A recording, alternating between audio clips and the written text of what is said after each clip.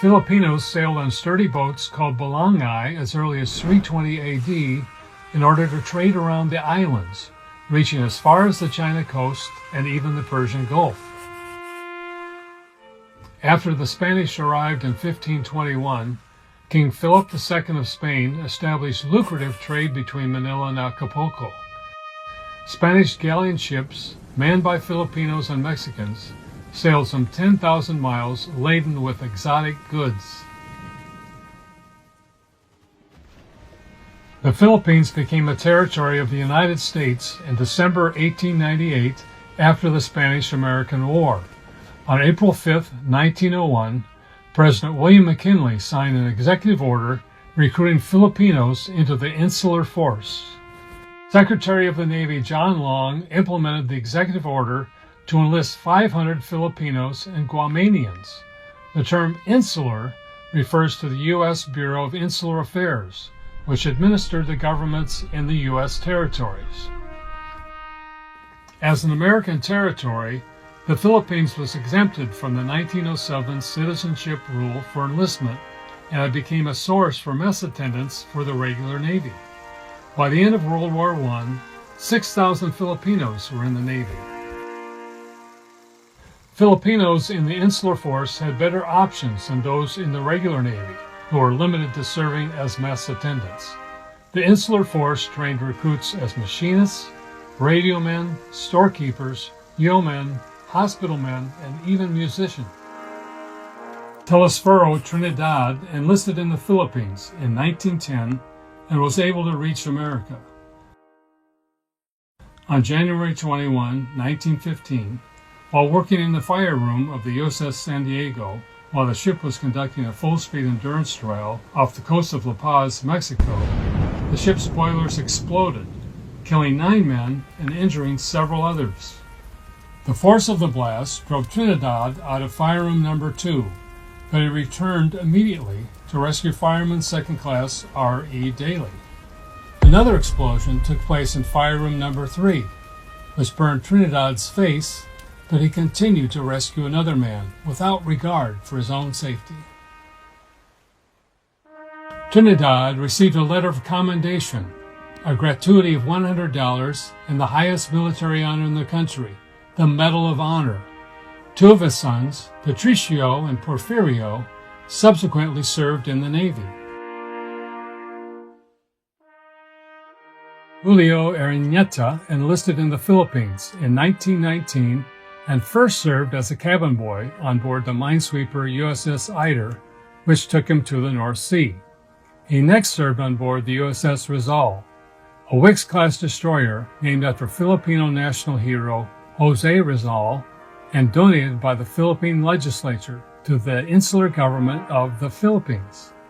He went on to serve as radio operator, combat air crewman, and aviation chief petty officer on board several ships, including the USS Langley, the USS Lexington, and the USS Savannah. During World War II, he served as the 7th Fleet's aviation liaison to the U.S. Army's 503rd Parachute Regiment. He is considered as the first Filipino-born commissioned officer.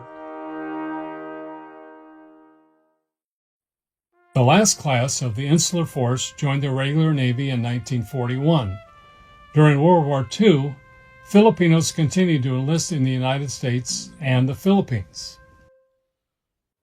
Over 1,000 Filipinos died in naval service during the war. After the Philippines became independent, an agreement was negotiated in 1952 based on the 1947 Mutual Basis Agreement between the United States and the Republic of the Philippines to recruit 1,000 Filipinos into the Navy each year, increasing to 2,000 a year in 1954. The Philippines was still reeling from the devastation of World War II. Poverty was rife, and the future seemed bleak. Serving in the Navy gave Filipinos a chance for a better future, a chance to become an American.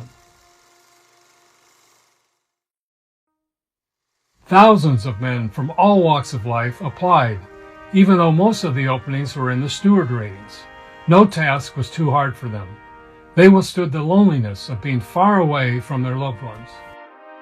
They even endured the harsh realities of discrimination inside the ship and outside during a time when social assimilation with women outside their race was forbidden.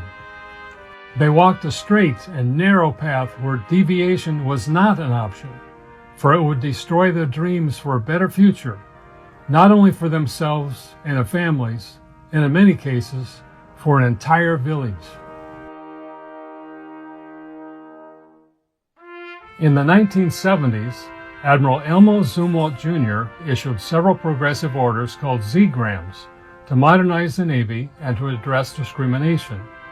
Filipinos became eligible for 30 ratings and were allowed to enter any enlisted rating by means of education, prior experience, and security qualifications.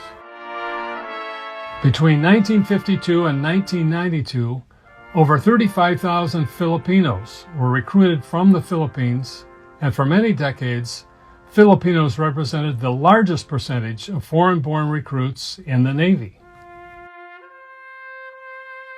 In addition, thousands of Filipino Americans in the United States joined the Navy, and to this day, Filipino families continue this noble tradition of service in the Navy and in the armed forces.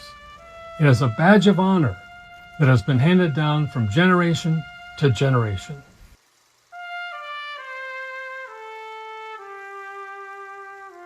That is why I am proud to announce that I am naming the future DDG-139 the USS Telesforo de la Cruz Trinidad.